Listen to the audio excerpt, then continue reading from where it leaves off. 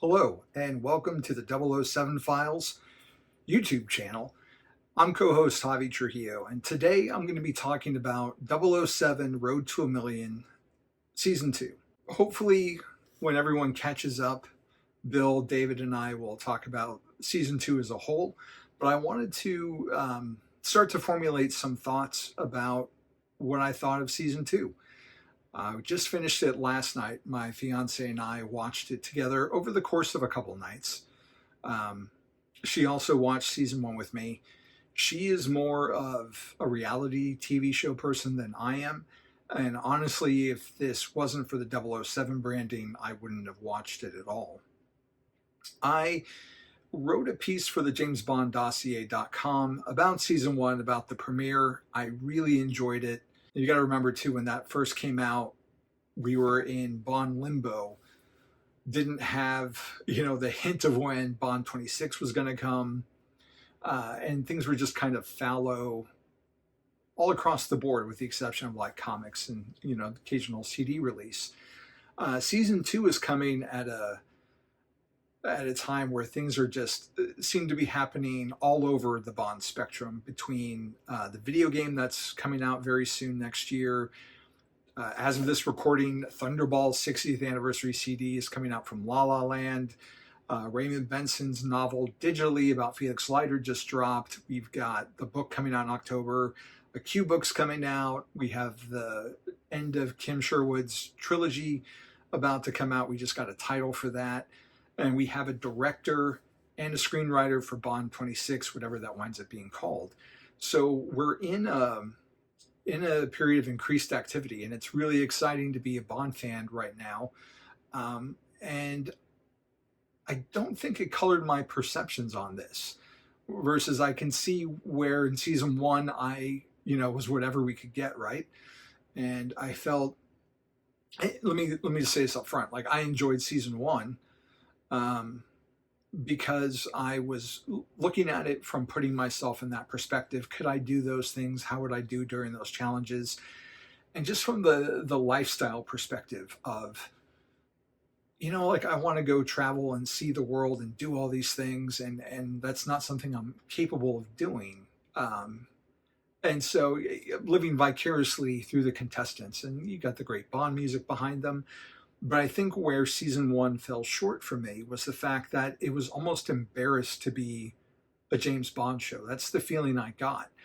Outside of the music cues that they would reuse, and the great opening sequence that David Arnold did, a rearrangement of the James Bond theme, and that would kind of tease what was about to come.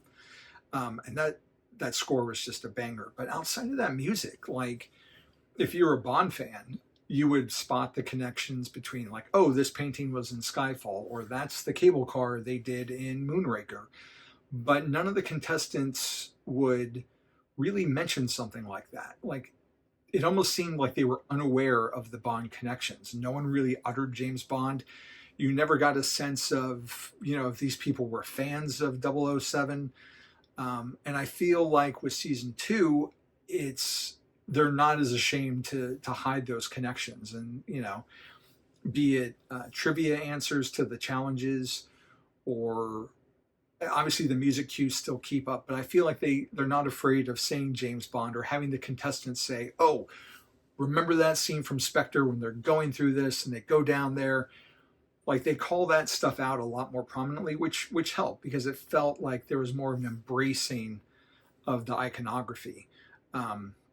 And just the whole setup, the way that they brought about the show, and the controller has a control room, and he's got like his own person helping him out and going through the challenges. And just from the opening, when we saw the different contestants go through like a Skyfall style of like word association, like a psychological profile, like that right there, that had me hooked. Like, okay, we're back in that Bond world. Skyfall is one of my favorites, so to see that scene be reenacted, like, I want to do that. I want to be on this show. And I still felt, watching this season, like, I thought, I found myself like, how would I do during this challenge? How would I do during that? There's one challenge where the contestants could like traverse these wires over this mountainous top. And most of them did that. There was a pair that took the stairs down and walked.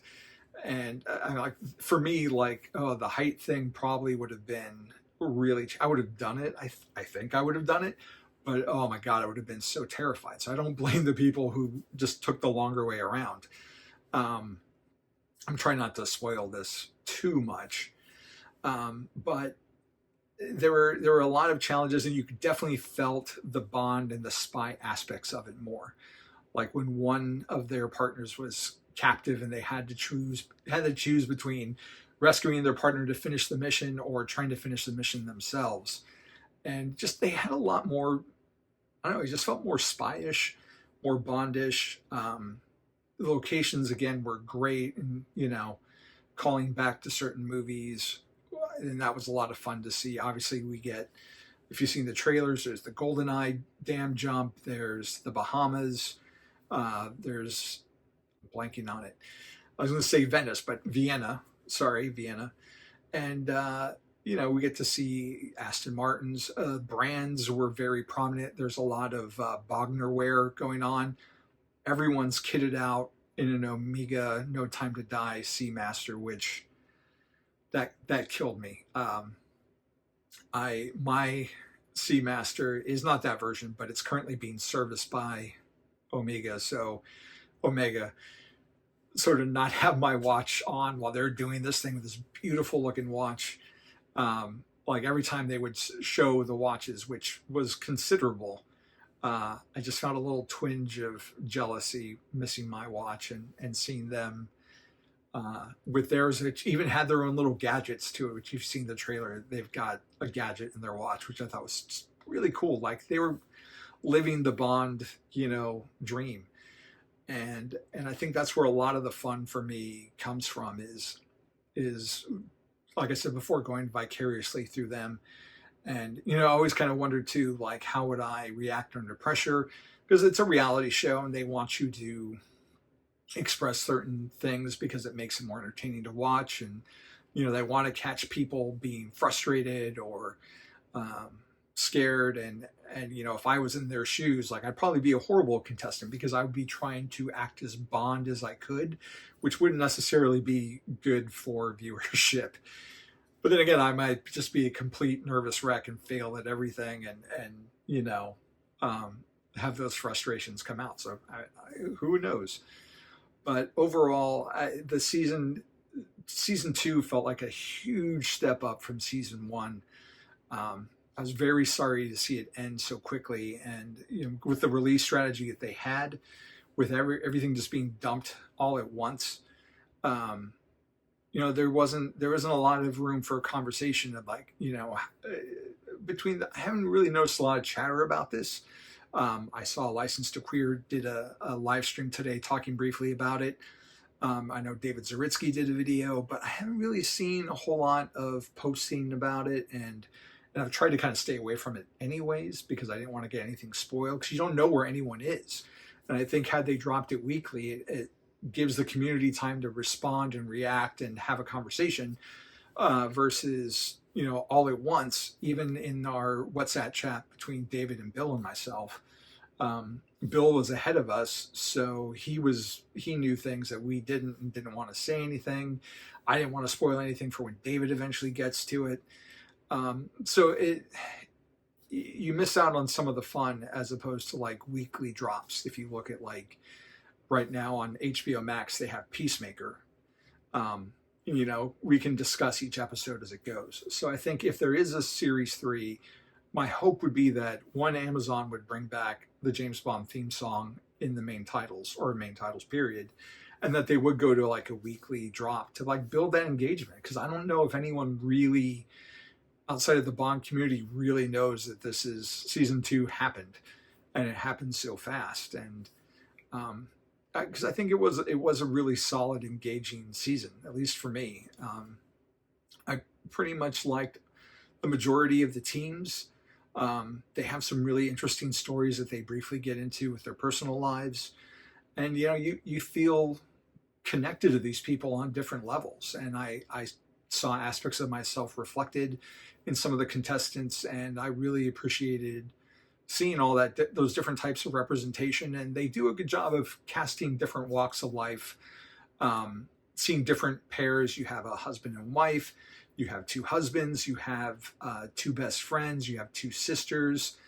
So there's you have a brother and sister. So there's lots of different combinations and lots of different teams to root for.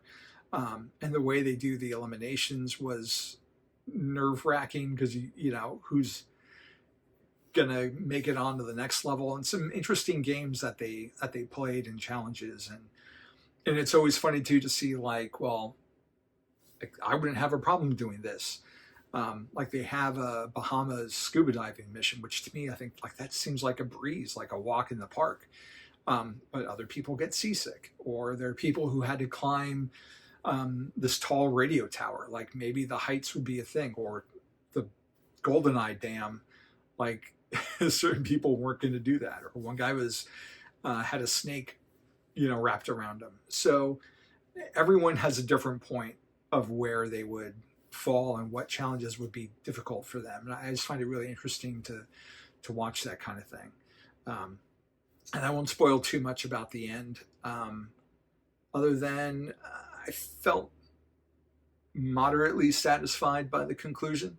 And you have to wonder how the production works, and if Brian Cox records his stuff before, during, or after. So there's some stuff that's questionable whether he was present with other contestants, I think.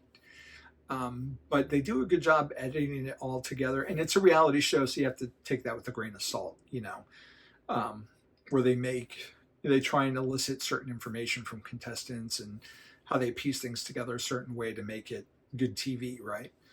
But overall, like, I felt it was really, I mean, it's not high art, it's not a Bond movie, obviously, but for this type of show, like, I thought it was really well done. It didn't feel cheap. Everything looked like a Bond production should look. Like, it looked lavish. It had a lot of locations that we're familiar with, a lot of the music that we all know and love and listen to on repeat. So if you're a Bond fan and you're looking for something to tide you over while they work on Bond 26, like, I think this is a good solution, or this is a good go-to. Like, reality TV is not something I really feel you rewatch.